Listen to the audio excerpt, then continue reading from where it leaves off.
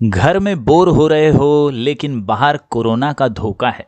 घर में बोर हो रहे हो मगर बाहर कोरोना का धोखा है और इसीलिए मैं कहता हूँ पढ़ लो बेटा, मौका है। पढ़ लो बेटा, मौका है। नमस्कार दोस्तों, मैं हूं जयेश राजगौर और स्वागत है आप सभी का इस नए इंटरेस्टिंग यूट्यूब वीडियो में।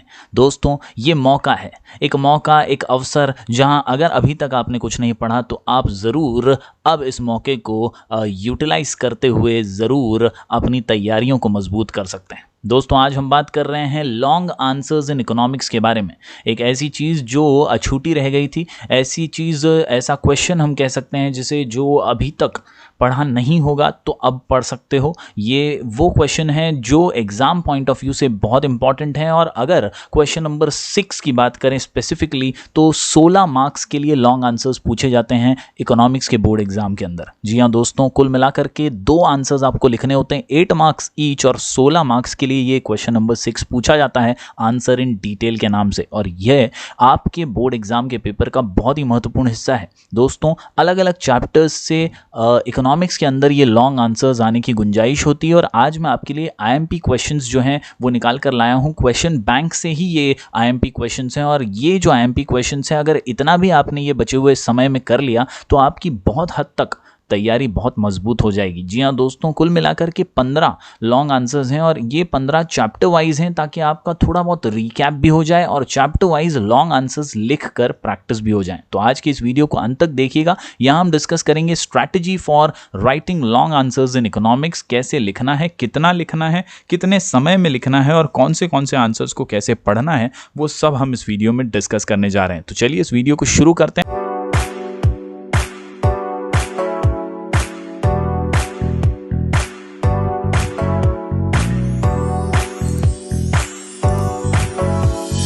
दोस्तों, सबसे पहले मैं बात करूं कि बॉस, आपका एक स्टडी टाइम होना ज़रूरी है। लॉन्ग आंसर्स कई बार हमें बोर भी कर देते हैं और इसीलिए decide proper time to study and specifically do write and learn. जी हाँ, सही समय चुने और जब भी वो समय है, आए आपका वो समय, तो उसमें आपको लिख कर प्रैक्टिस करनी है आंसर की। जी हाँ, लॉन्ग आंसर्स अगर आप बुक खोलकर रीड करते बैठ जाएंगे तो आप बुक में खो जाएंगे और नींद आ जाएगी और आप कभी सो जाएंगे, पता भी नहीं चलेगा, बोर हो जाएंगे, आपको कंटाला आने लगेगा और आप वो बुक ही छोड़ देंगे साइड में, कुछ और करने लग जाएंगे। तो इसीलिए बहुत ज़रूरी है कि you decide proper time to study. कई लोगों के लिए ये सुबह का समय हो सकता है, कई लोगों के लिए दोपहर में, या कई लोगों के लिए रात में भी लॉन्ग आंसर्स पढ़ने का टाइम हो सकता है। आपके हिसाब से, आपके कंफर्ट के हिसाब से सही समय चुनिए कि कब आप ये लॉन्ग आंसर्स पढ़ सकते हैं। आपका टारगेट मैं आपको क्लियरली बता रहा हूं, यही 15 क्वेश्चंस आपको पढ़ने हैं। यस, ये 15 क्वेश्चंस अगर आपने पढ़ लिए तो चैप्टर वाइज आपके सभी लॉन्ग आंसर्स कंप्लीट हो जाएंगे और आपके 16 मार्क्स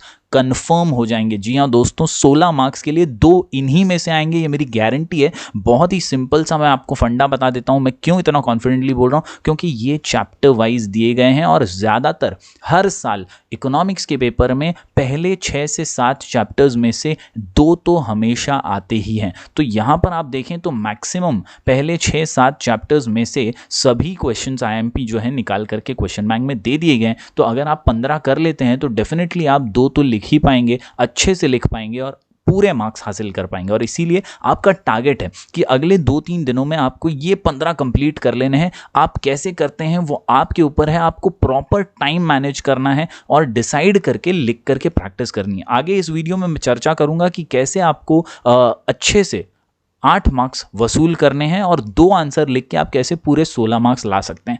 एक बार अगर क्वेश्चंस पे नजर डालें तो आप देखिए, यहाँ पर चैप्टर नंबर 1 से सिर्फ 2 ही क्वेश्चन दिए हैं।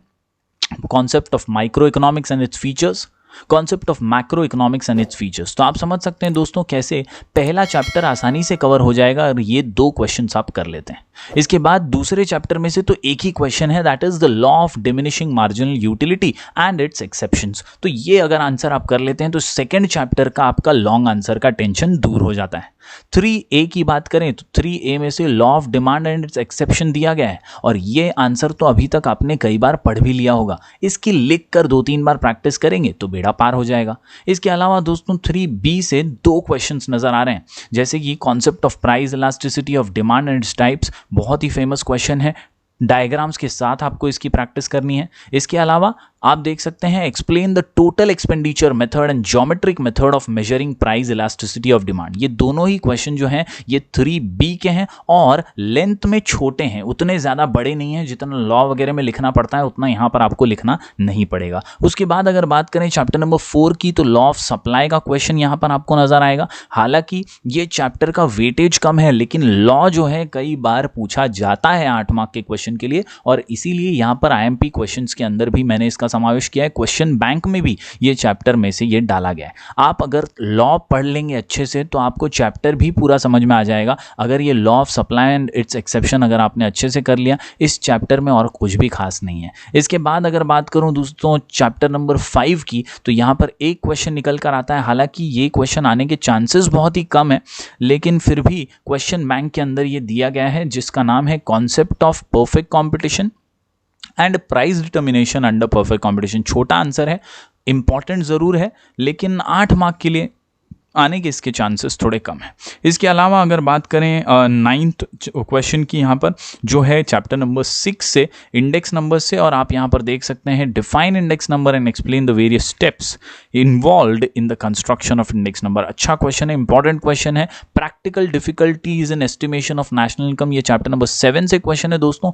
नेशनल इनकम एक महत्वपूर्ण चैप्टर है, एक इंपॉर्टेंट चैप्टर है और इसके 3 क्वेश्चंस यहाँ पर दिए गए हैं। पहला तो डिफिकल्टीज, प्रैक्टिकल डिफिकल्टीज, उसके बाद आप देखिए methods of measuring national income जिसमें इनकम मेथड, एक्सपेंडिचर मेथड और उसके बाद डिटेल में output method of measuring national income. यानी जो तीनों मेथड्स हैं उससे रिलेटेड क्वेश्चन यहाँ पर दे दिया गया है। नेशनल इनकम चैप्टर बहुत ही इंपॉर्टेंट है और इसीलिए 3 क्वेश्चंस यहाँ पर आपको नजर आ रहे हैं नेशनल इनकम चैप्टर से। उसके बाद दोस्तों जो बचे हुए चैप्टर्स हैं उसमें से आपको कुल मिलाकर के 3 ही क्वेश्चन नजर आ रहे हैं। उसमें आप देखिए explain the concept of public revenue and it's sources, explain the various reasons for growth of public expenditure और आखिर में explain the functions of reserve bank of India.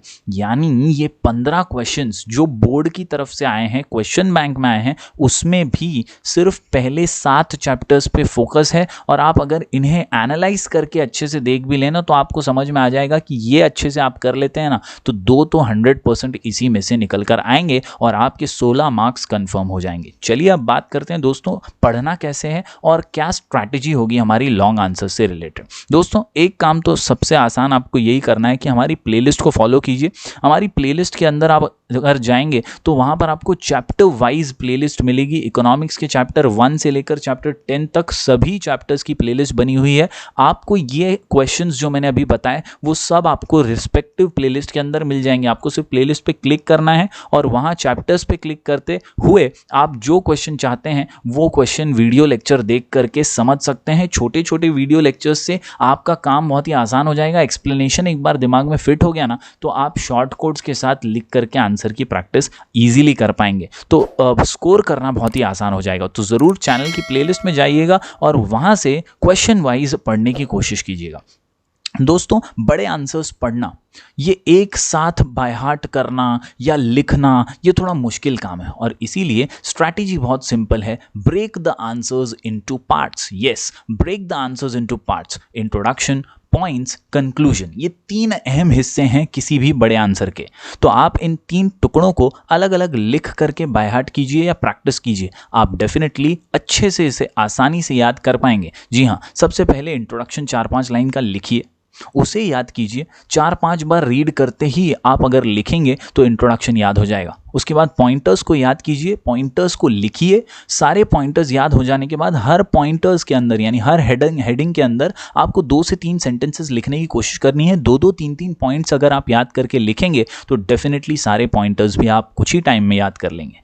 और आखिर में 4 लाइन का कंक्लूजन। तो इस प्रकार दोस्तों if you break the answers into parts it is easy to remember these answer. Yes, while you study try to write in parts, यानी पहले इंट्रोडक्शन पढ़ लीजिए फिर इंट्रोडक्शन लिख दीजिए। पॉइंट्स 3 याद कर लीजिए, 3 पॉइंट्स लिख लीजिए। आगे के 3 पॉइंट्स पढ़िए, 3 पॉइंट्स लिख लीजिए। ऐसे अगर आप टुकड़ों में आंसर को लिखकर प्रैक्टिस करेंगे तो काफी आसानी से, जल्दी से और क्विकली पूरा आंसर याद कर लेंगे। दोस्तों हमारा मंत्र थियरी के बारे में बहुत ही सिंपल है जो मैं बार बार कहता हूं, remember to repeat, repeat to remember. जी हाँ दोस्तों, remember to repeat, repeat to remember, यानी याद रखिए कि आपको दोबारा पढ़ना है और दोबारा पढ़िए क्योंकि याद रखना है। जी हाँ, remember to repeat, repeat to remember, इस मंत्र को इस जरिए आप आसानी से बड़े आंसर्स इजीली याद कर सकते हैं। दोस्तों कई बार ये सवाल आपकी तरफ से आता है, how much to write, 8 marks के आंसर के लिए कितना लिखना चाहिए। दोस्तों याद रखिए, every answer has a marking scheme. हर प्रश्न का एक अलग मार्किंग स्कीम होता है। Usually for 8 marks at least a proper introduction, 8 से 10 मेन पॉइंट और एक कंक्लूजन एक्सपेक्टेड है। लेकिन फिर भी मैं आपको कहूँगा दोस्तों कि हर क्वेश्चन की बोर्ड की तरफ से अलग मार्किंग स्कीम होती है। फॉर एग्जाम्पल अगर मैं बात करूँ लॉ ऑफ डिमांड की, तो यहाँ पर दोस्तों इंट्रोडक्शन, स्टेटमेंट, स्केड्यूल, डायग्राम और एक्सप्लेनेशन के 5 मार्क्स होते हैं और अजम्पशन के 6 पॉइंट्स लिखने के 3 मार्क्स, कुल मिलाकर के 5 और 3 8 मार्क्स। अगर मैं बात करूं इलास्टिसिटी ऑफ डिमांड वाले आंसर की, तो यहाँ पर दोस्तों meaning of elasticity of demand लिखने का 2 मार्क्स है, मीनिंग फॉर्मूला और एक्सप्लेनेशन ऑफ प्राइस इलास्टिसिटी का 2 मार्क्स है, इनकम इलास्टिसिटी एक्सप्लेन करने का 2 मार्क्स और क्रॉस इलास्टिसिटी एक्सप्लेन करने का 2 मार्क्स। इस प्रकार 2 मार्क्स के 4 हिस्से यानी 8 मार्क्स। ऐसे हर आंसर का अलग अलग मार्किंग स्कीम है दोस्तों। नेशनल इनकम के लिए अगर मैं कोई बात करूं डिफ़िकल्टीज़ के बारे में या थियोरिटिकल डिफ़िकल्टीज़ वाले आंसर के बारे में, तो नेशनल इनकम का मीनिंग और डेफिनेशन लिखने का 2 मार्क्स है और थियोरिटिकल डिफ़िकल्टीज सारी मेंशन करने का 6 मार्क्स। तो इस प्रकार हर आंसर की अलग मार्किंग स्कीम है। Remember, don't overload your answer. याद रखिए दोस्तों, 8 से 10 पॉइंट्स आपको लिखने हैं, इंट्रोडक्शन और कंक्लूजन लिखना है। हर आंसर में अगर इतना आप कर देंगे तो 8 मार्क्स पक्के हो जाएंगे, अच्छे से आपको मार्क्स मिलेंगे। खाली लॉज में याद रखिए दोस्तों, इन केस ऑफ लॉज जैसे लॉ ऑफ डिमांड है, law of diminishing marginal utility है या लॉ ऑफ सप्लाई है, तो लॉ लिखते वक्त आपको स्केड्यूल और डायग्राम ज़रूर बनाना है, नीटली बनाना है, अच्छे से बनाना है। ये आपको एक एडेड एडवांटेज दे देते हैं। कई बार अजम्पशन में कम पॉइंट्स होते हैं, तो अजम्पशन में 5 से 6 पॉइंट्स लिखिएगा और स्केड्यूल और डायग्राम और डेफिनेशन जो हमारे लॉ का स्टेटमेंट है वो अच्छे से लिखिएगा, तो आपके 8 मार्क्स कंफर्म हो जाएंगे। तो इस प्रकार दोस्तों हाउ मच टू राइट उम्मीद करता हूं आप समझ पाए होंगे। दोस्तों अगर आपको अभी भी दिक्कत है तो याद रखिए, लिखकर प्रैक्टिस करना जरूरी है। और टाइम मैनेजमेंट की अगर खास तौर पर बात करूं तो remember you should complete a long answer in 30 minutes. कोई भी लॉन्ग आंसर हो 30 मिनट में कंप्लीट होना चाहिए। 30 मिनट से ज़्यादा लग रहे हैं तो भैया कोशिश करो कि 30 मिनट में होना ही चाहिए, वरना आपका पेपर जो है वो कंप्लीट होने में दिक्कत हो सकती है। और इस बार तो ऐसा कहा जा रहा है कि आधा घंटा एक्स्ट्रा मिलने वाला है, तो ज़्यादा टेंशन नहीं होगी, लेकिन 30 मिनट में लिखने की कोशिश ज़रूर कीजिएगा। दोस्तों लिखना कैसे है इससे रिलेटेड भी हमने प्लेलिस्ट बना रखी है। You can check out our how to write playlist. इससे आपको बहुत मदद मिलेगी। अलग अलग क्वेश्चंस कैसे अटेम्प्ट करने हैं इसके बारे में ये प्लेलिस्ट है। हमारे प्लेलिस्ट सेक्शन में जाइएगा, हाउ टू राइट नाम की प्लेलिस्ट है, उसमें अलग अलग टॉपिक्स पे हमने वीडियो बनाया। उसमें ये video how to write law of demand ज़रूर देखिएगा एक बार, आपको ज़रूर मदद मिलेगी। कैसे अटेम्प्ट करना है 8 मार्क के क्वेश्चन को, वो आपको समझ में आ जाएगा। तो दोस्तों ये जो 15 क्वेश्चन आज मैंने दिए हैं, ये 15 क्वेश्चन आपका टारगेट है अगले 2-3 दिनों में ही इन 15 क्वेश्चन को कंप्लीट कर लीजिए और अपने आंसर इन डिटेल यानी लॉन्ग आंसर्स की प्रैक्टिस को कंप्लीट कीजिए। उम्मीद करता हूं ये वीडियो आपको पसंद आया होगा। आप जरूर इसे लाइक कीजिए, शेयर कीजिए अपने दोस्तों के साथ। हम मिलेंगे फिर एक बाबार कुछ और नए वीडियोस के साथ। तब तक के लिए do like, share and subscribe.